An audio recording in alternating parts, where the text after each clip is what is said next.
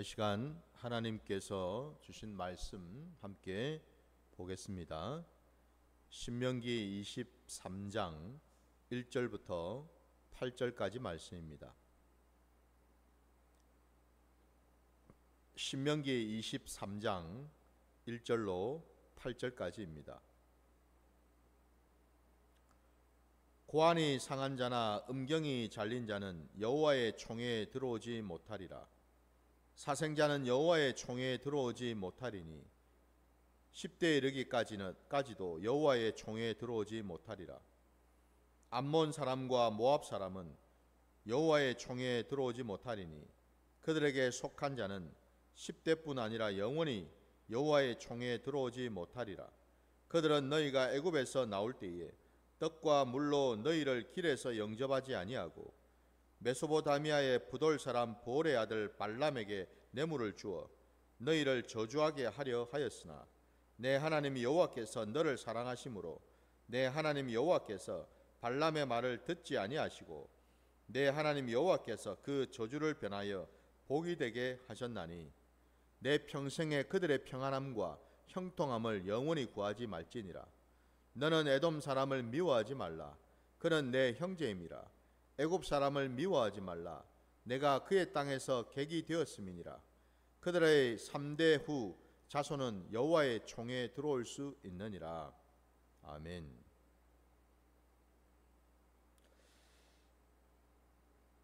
자, 오늘 우리에게 주신 이 말씀을 가지고 열방을 향한 하나님의 구원에 대한 말씀을 전하기를 원하는데요. 늘 이 새벽 예배는 우리가 물론 이제 지금 계속해서 우리가 신명기 말씀을 이어서 말씀을 지금 보고 있습니다. 근데 이 제목은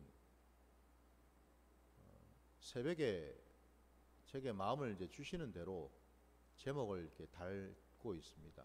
그래서 때로는 제가 분명히 마음을 주셔서 제목을 달았는데 그 제목을 제가 잊어먹을 때가 있어요.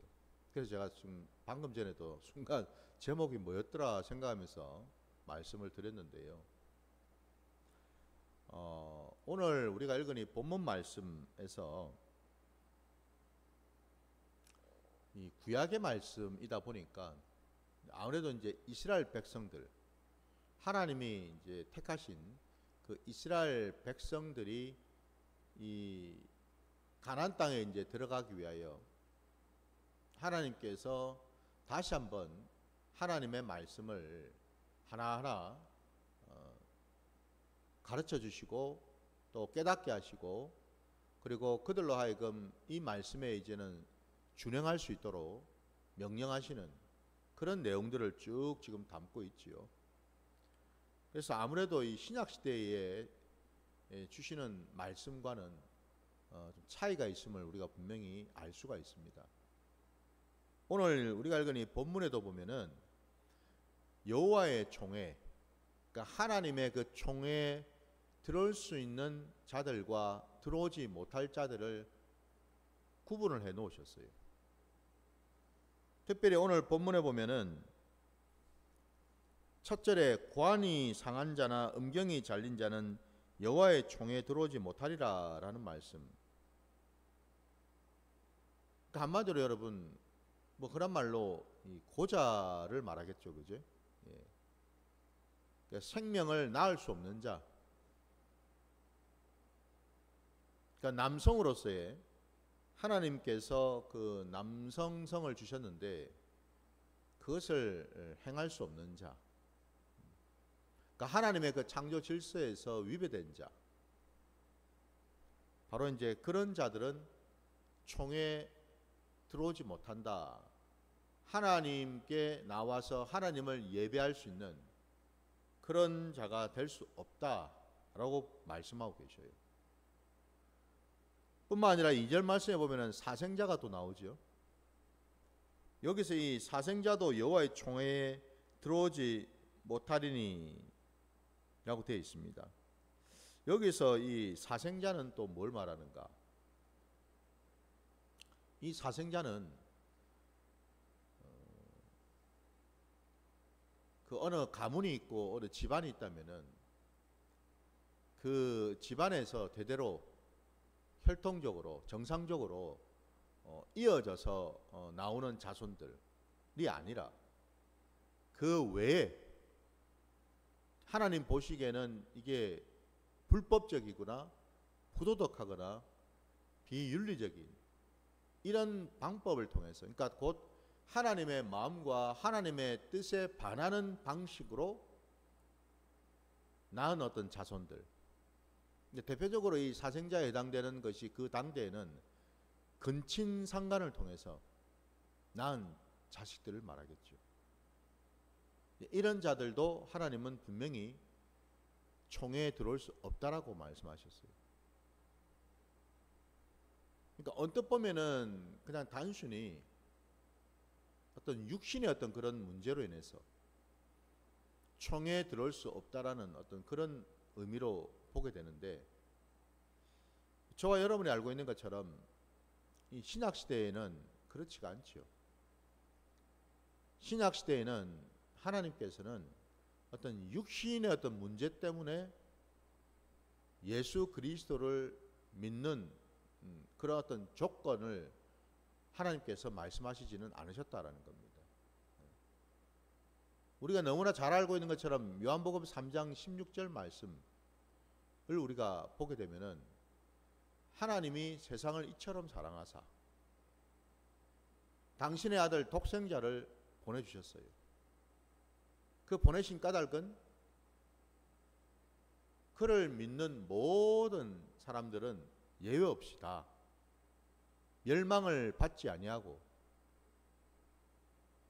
영원한 생명을 얻게 하시기 위함이라고 말씀하고 계십니다. 거기에는 여러분 예외가 없죠, 그죠? 하나님의 거룩하신 뜻은, 구원의 그 경륜은 예외 없이 어떤 육신적으로 어떤 문제가 있거나 이런저런 어떤 그 겉으로 드러나는 문제가 있는 자들은 하나님의 그 은혜 안에 들어올 수 없다라고 말씀하시지 않으십니다. 누구라도 예수를 주라 시인하고 믿기만 하면 하나님은 그 구원의 길을, 구원의 문을 열어 놓으셨다고 분명히 말씀하고 계시죠. 그걸 이제 우리가 안다면은 사실 오늘 이 본문의 말씀도 조금 신약 시대에 맞게끔 우리가 적용할 필요가 있다라는 거지요. 근데 이제 또 여러분, 사실 이 말씀도, 신명기의 이 말씀도 동일한 구약의 말씀 속에 보면은 하나님의 그 선하신 뜻 안에서 하나님께서는 또한 이런 자들까지도 용납하시고 받아들이시겠다라는 구원의 말씀을, 예언의 말씀을 또 하고 계십니다. 그 말씀을 우리가 한번 좀 찾아보기를 원하는데, 이사야 여러분 56장으로 한번 가보겠습니다. 이사야서 56장 3절부터 8절까지. 이사야 56장입니다.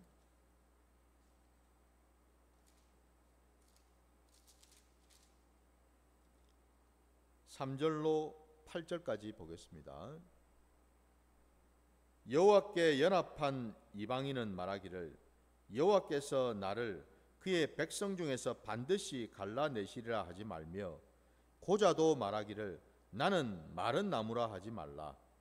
여호와께서 이와 같이 말씀하시기를 나의 안식일을 지키며 내가 기뻐하는 일을 선택하며 나의 언약을 굳게 잡는 고자들에게는 내가 내 집에서 내 성 안에서 아들이나 딸보다 나은 기념물과 이름을 그들에게 주며 영원한 이름을 주어 끊어지지 아니하게 할 것이며, 또 여호와와 연합하여 그를 섬기며 여호와의 이름을 사랑하며 그의 종이 되며 안식일을 지켜 더럽히지 아니하며 나의 언약을 굳게 지키는 이방인마다 내가 곧 그들을 나의 성산으로 인도하여 기도하는 내 집에서 그들을 기쁘게 할 것이며, 그들의 번제와 희생을 나의 제단에서 기꺼이 받게 되리니 이는 내 집은 만민이 기도하는 집이라 일컬음이 될 것임이라.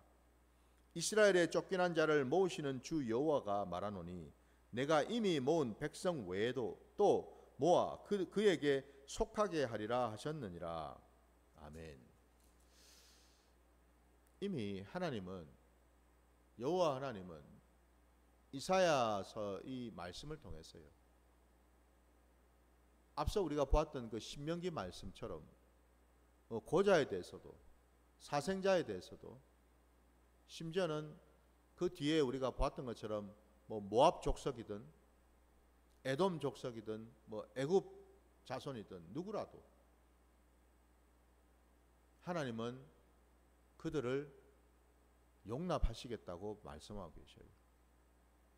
그들이 하나님을 열심으로 찾고 하나님을 온전히 믿고 따르는 자들이라면 하나님은 그들을 기꺼이 맞아주시고 받아주시고 그들의 예배를 받으시겠다라고 분명히 말씀하시고, 그 예배를 받으신다라는 것이 뭘 말하겠습니까?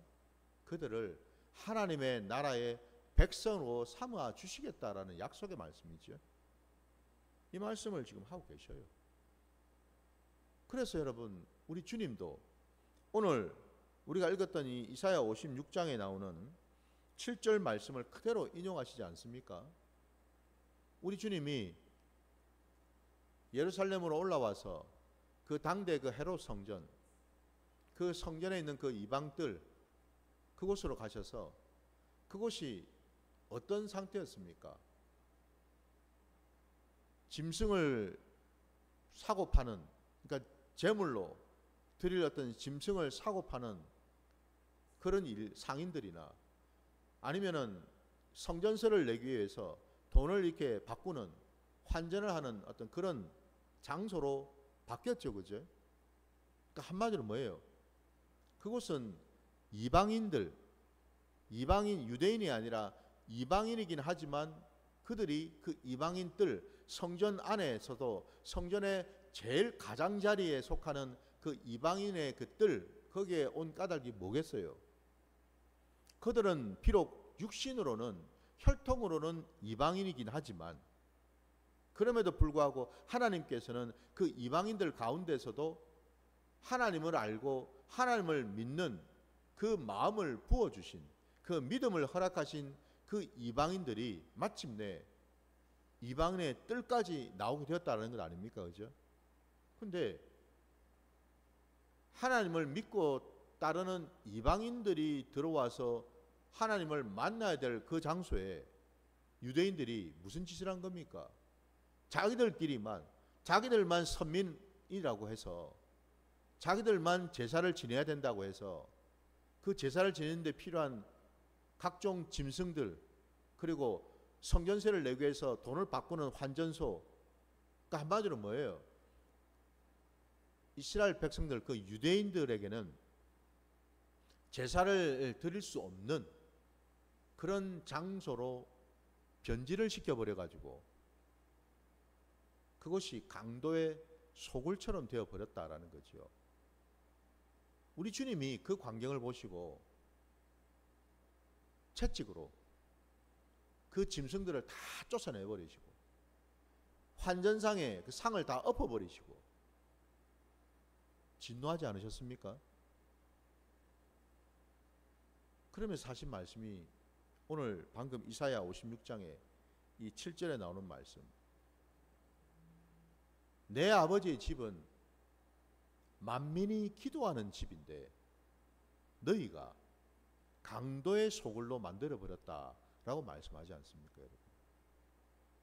그대로 지금 말씀을 인용하고 계셔요. 그러니까 한마디로 하나님의 뜻은 뭐예요? 열방을 향해서 모든 자들이, 모든 이방 족속들도 하나님의 백성이 되기를, 구원받기를 원하신다라는 사실이거든요. 근데 유대인들이 그거를 못하도록 가로막고 있더라 이 말입니다, 여러분. 자기들만 택한 백성이고 자기들만 선민이라는 그 생각에 젖어서 그 구원의 문을 닫아버렸다라는 거예요. 닫아버려 인해서 뭐예요? 자기들도 들어가지 않으면서 다른 사람들도 들어가지 못하도록 그 문을 닫아버렸다라는 거죠. 그것 때문에 우리 주님이 진노를 하신 거죠. 그죠? 그래서 그 성전을 깨끗하게 정화를 하신 것 아닙니까? 그것처럼 여러분, 오늘 이 신약시대에는 구원의 문은 모든 자들에게 열려 있지요. 예외가 없습니다, 여러분. 하나님은 모든 자들이, 심지어는 죽어 마땅한 죄인들조차도 그가 돌이키고 회개하여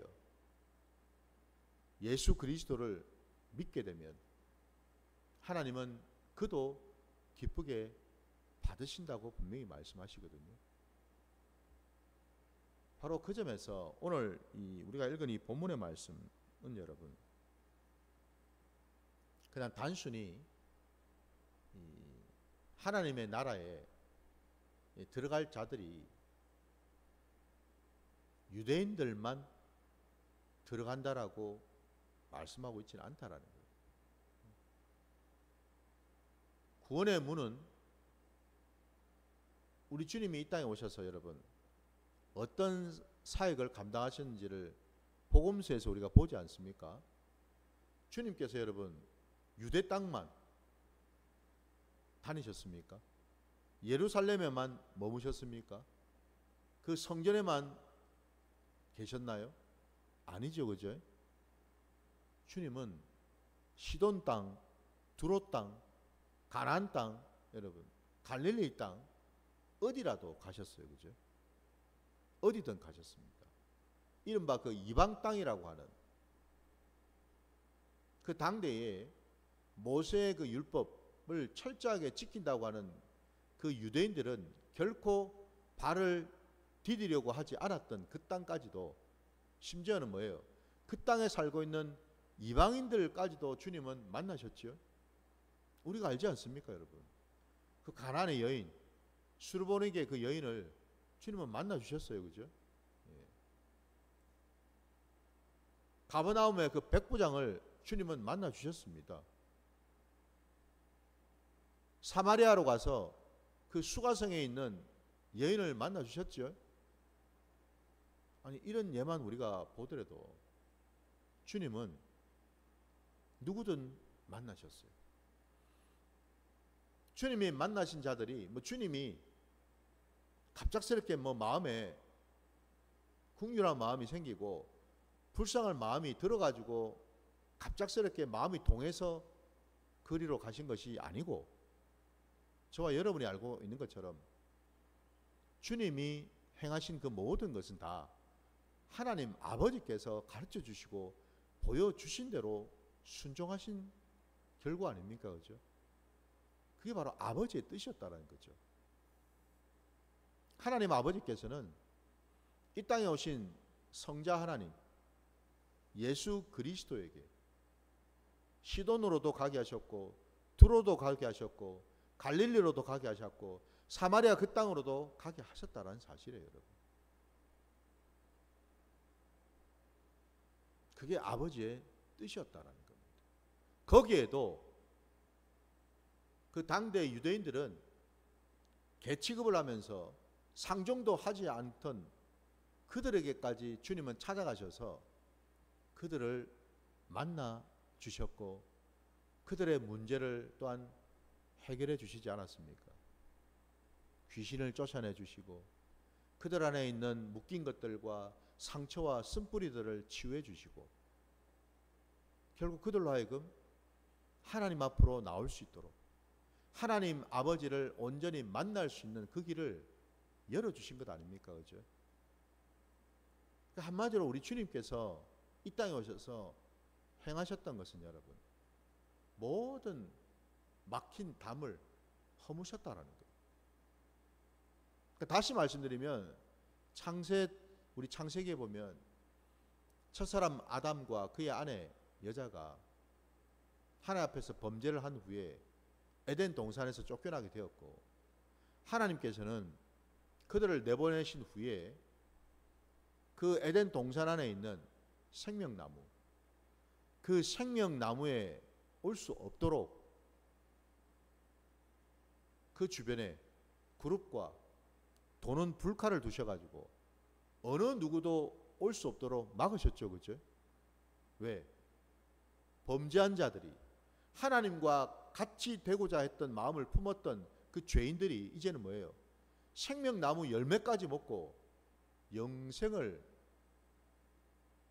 할 것이라고 보셨기 때문이죠. 하나님은 막으셨어요. 근데 놀랍게도 감사하게도 우리 하나님 아버지께서는 예수 그리스도를 통하여 죄인된 자들을 구속하셨고 구원하셨을 뿐만 아니라 그들의 죄를 사해 주셨을 뿐만 아니라 더 나아가서 뭘 행하셨습니까? 주님이 십자가에 달려 죽으심으로 이제는 생명나무로 나아갈 수 있는 그 길을 열어주신 것 아닙니까? 그죠? 한마디로 주님의 그 십자가를 통해서 생명나무를 가로막고 있던 그 도는 불칼과 그룹을 없애주셨다라는 겁니다. 생명나무로 나아가는 그 길이 열렸다라는 거예요. 주님 때문에. 누구라도 예수 그리스도의 그 십자가의 복음을 믿기만 하면 그는 생명나무의 그 길로 나가게 되어서 영원한 생명을 누릴 수 있는 그런 자격을 갖게 하셨다라는 사실이죠. 이게 은혜고 이게 바로 복음이지요. 바로 이 복음이 유대인들에게만, 특정한 자들에게만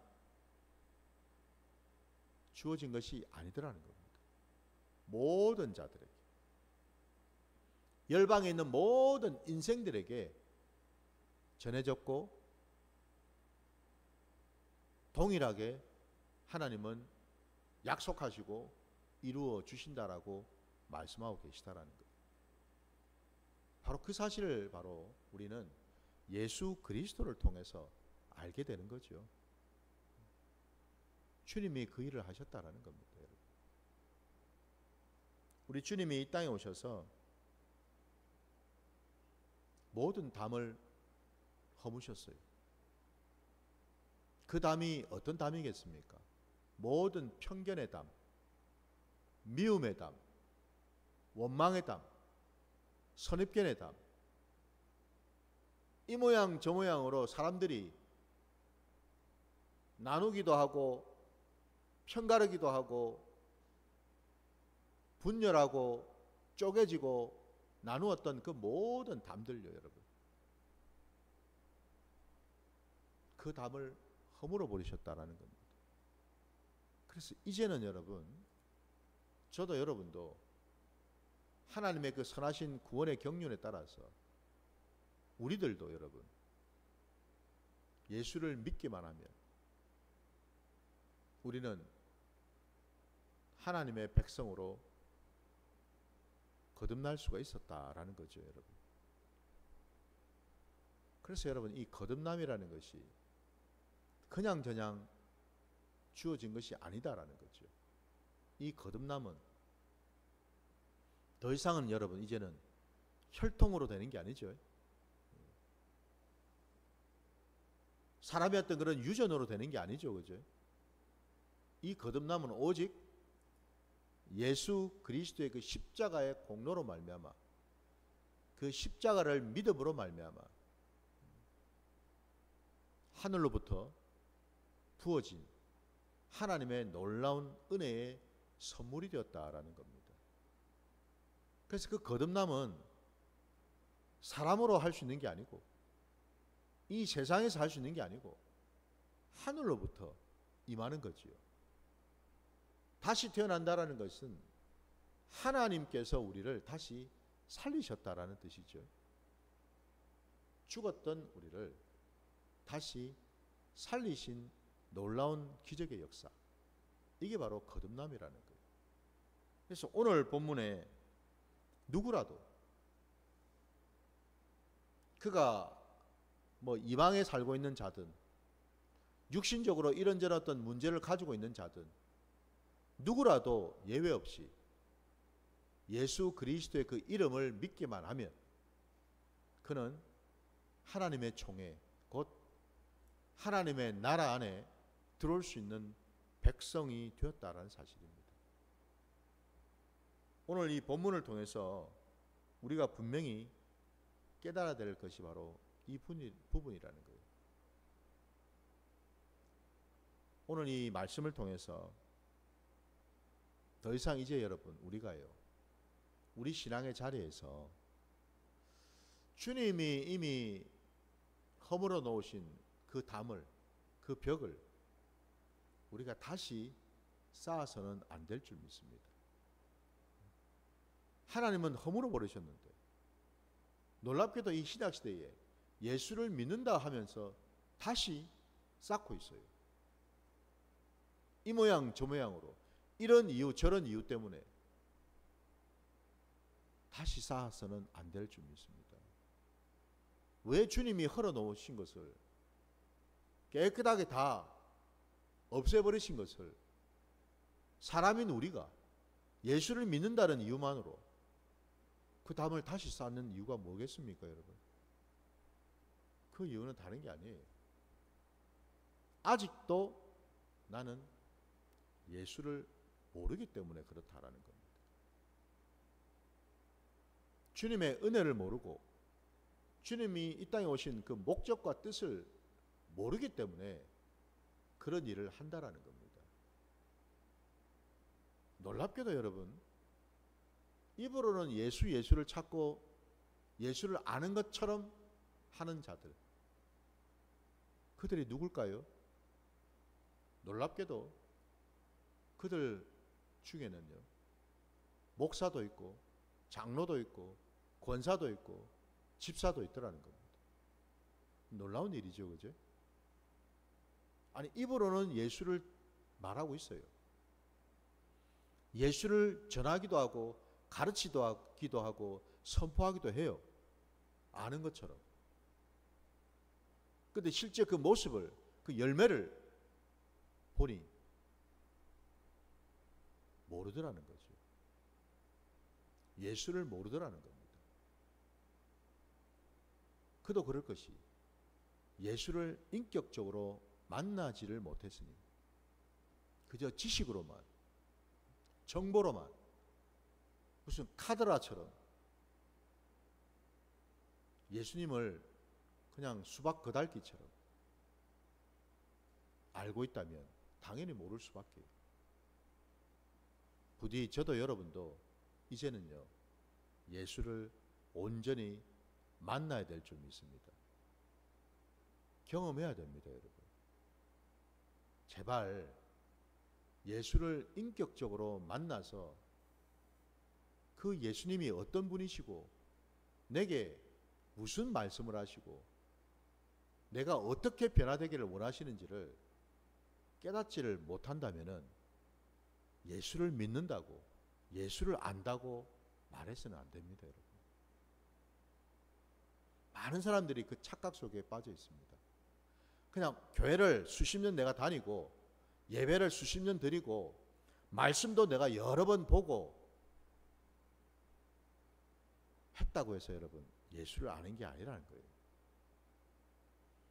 아무리 여러분 성경 공부를 많이 해보십시오.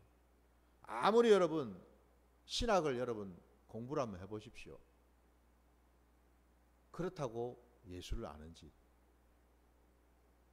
그냥 껍데기 예수만 알 뿐이지요. 지식의 예수만 알 뿐이지요. 우리 신앙은 여러분 지식을 위해서 하는 신앙이 아닙니다. 저와 여러분의 신앙은 예수를 만나는 신앙이 되어야 될 줄 믿습니다. 예수를 경험하는 신앙이 되어야 될 줄 믿습니다. 그러니 여러분 빈 깡통이 요란하다고, 만나를 못하고 경험하지를 못하니 가지고 있는 건 온통 지식과 정보뿐이니 결국 나타나는 모습이 뭐겠어요? 교만밖에 없더라는 거죠. 여러분.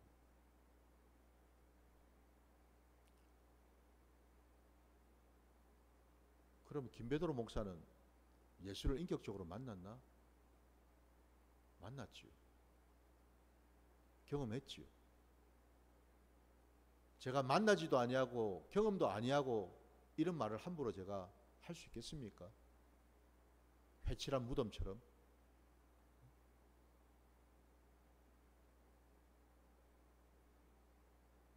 이 말씀만 드리고 예배를 마치겠습니다. 예수를 만나면 만날수록, 알면 알수록, 경험하면 경험할수록 나타나는 반응이나 증상이 뭔가? 나의 부족함, 나의 연약함, 나의 형편없음, 나의 쓸모없음만 보이더라는 겁니다. 빛 대신 예수님 앞에 서게 되면 내가 얼마나 형편없는 자인지, 얼마나 참으로 무식한 자인지 알게 되더라는 겁니다. 그러니 교만을 부릴 여유가 있겠습니까, 여러분? 없습니다. 내가 뭐를 안다, 듣는다, 본다, 그렇게 교만을 부리는 자는 제 눈에는 여러분, 아유, 저 사람은 아직도 예수를 못 만났구나 라는 얘기밖에는 더 할 말이 없습니다. 부디 예수를 만나시기 바랍니다. 그러면 교만이 사라집니다.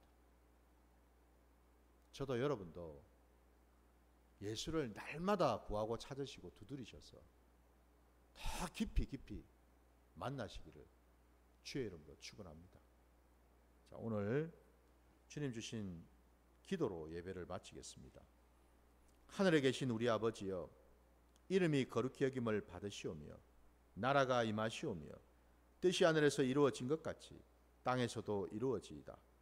오늘 우리에게 일용할 양식을 주시옵고 우리가 우리에게 죄 지은 자를 사하여 준 것 같이 우리 죄를 사하여 주시옵고 우리를 시험에 들게 하지 마시옵고 다만 악에서 구하시옵소서. 나라와 권세와 영광이 아버지께 영원히 있사옵나이다. 아멘.